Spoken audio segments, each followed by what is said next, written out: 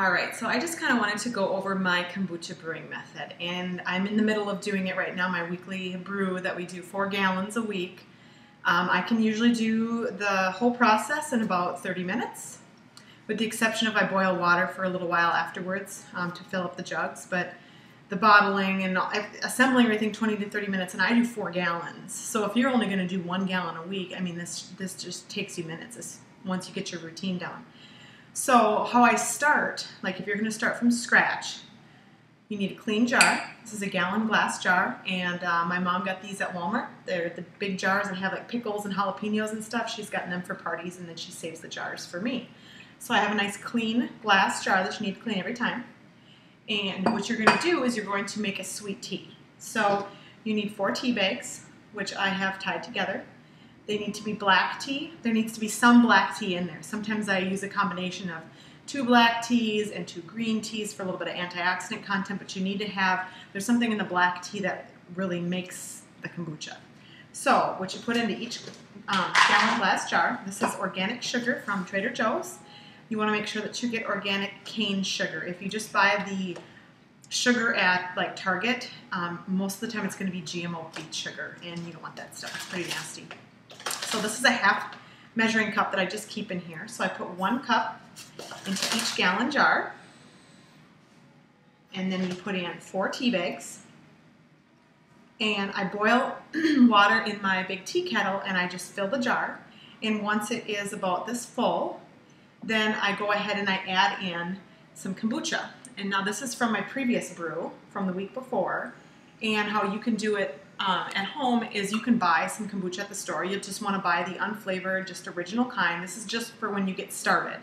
You're going to want to buy the original flavor, and you're also going to need a SCOBY, which is a symbiotic culture of bacteria and yeast, which sounds really gross. They also refer to it as the SCOBY mushroom. It looks like a white pancake that floats on top.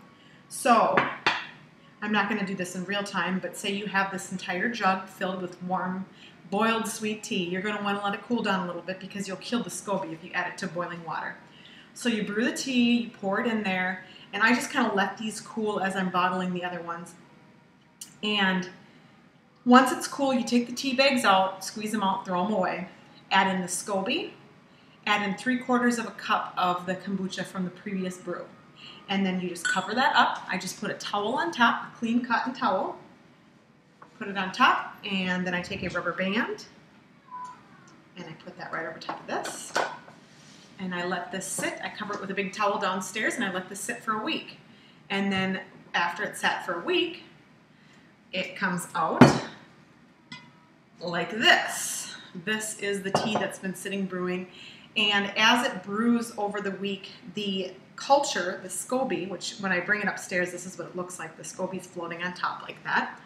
So the SCOBY, what it does is it digests the sugar because that's its food. And then as it digests that, it creates probiotics, is their waste. So it's not a high sugar beverage at all because it digests all the sugar in there. So what I do when I bring it up, it's all brewed up, and if you wanted to drink it now, you certainly can. It's ready to go. It's a great, healthy, wonderful probiotic beverage, but we like ours a little bit more carbonated and a little flavored, which you can also flavor it with tea. I used peach tea this week, so it's really good. I have a ginger pear that I like. There's all kinds of really good ones. So I take the SCOBY out. I pour it into my giant bowl here, and I take these bottles. Now these are the ones that I buy at the store. When I buy my kombucha from the store as a treat, and I save these bottles and I reuse them, I wash them in the dishwasher, and I fill them with a tablespoon of juice. And the way that I do that, I just have this little funnel with a tablespoon, and I just use juice. This week we are using a pomegranate limeade that I got from Trader Joe's, and we just put a tablespoon in each jar, and then you take your brew from the week before. I take my big wet measuring cup, and I do this over the bowl so I don't make a huge mess. And this is called the second ferment. So I pour it in almost all the way to the top.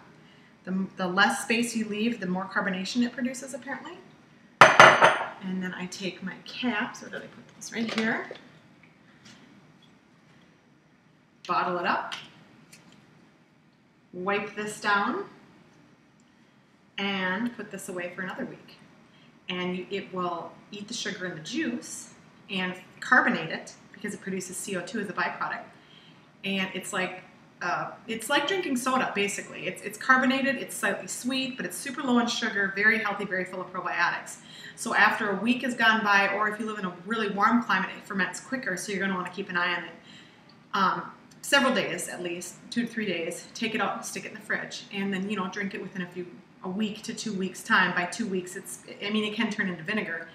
But you have to make sure that you use these pressure treated glasses or bottles, because if you use just any old bottle that you want to save and recycle, they can burst. And I've had that happen because carbonation does build up in here and they can explode. So these are the special kind of glass that doesn't rupture. That's why I reuse them. And then I just actually have a big box that I got from Whole Foods when they get the kombucha in the store. They have these boxes. So I have one of these, and what I do when I'm doing my second ferment is I just stick them all in there, and I bring this downstairs and I set this on the shelf next to the one with the towel that's brewing up for the week. And then when I go to make my kombucha again, I take that box of the second ferment, I stick those all in the fridge, bring it up, brew up another batch, and I cycle it through. So I'm rebrewing another batch that's going to sit down there and do the first ferment, and I'm going to bring this up from the week before and turn it into the second ferment. It sounds complicated, and I can talk you through it a little bit more. It took me a while to kind of wrap my head around it at first too, but now it's a breeze. I mean, now I just do this. I listen to webinars and stuff on my computer while I'm doing this in the kitchen. It's kind of nice. 20, 30 minutes, I'm all done. The part that takes the longest is I'll usually have my empty jars with the sugar and the tea, because I do 4 of them. I have them sitting on the counter, and I just have to boil water. So that takes a little while, but I have it in a tea kettle, so it whistles when it's ready, and I just come up, I dump the water in, I fill my tea kettle again, I put it back on the stove, I go off and do something else. Pretty soon I have 4 jugs filled with the boiled sweet tea, and I let it cool, take out the tea bags later, throw the SCOBY on top, throw the extra 3/4 of a cup of the kombucha to maintain a good pH, and then I cover those and put them downstairs with the second ferment that I just bottled up too. So we constantly have a single ferment, the first ferment going, and we constantly have the second ferment going. So we're never without. So every week when I exchange it all, I put approximately 30 bottles into the fridge for us to have for the week. And we don't always go through it, and a lot of times my kids will take out a bottle and walk away from it or leave it somewhere, and so it's been sitting out all day, so I just dump it down the drain. Excuse me, pregnant. So yeah, that's pretty much my process. So I have a recipe on my blog for how I do it exactly as well, but I certainly can talk you through it if you have any questions.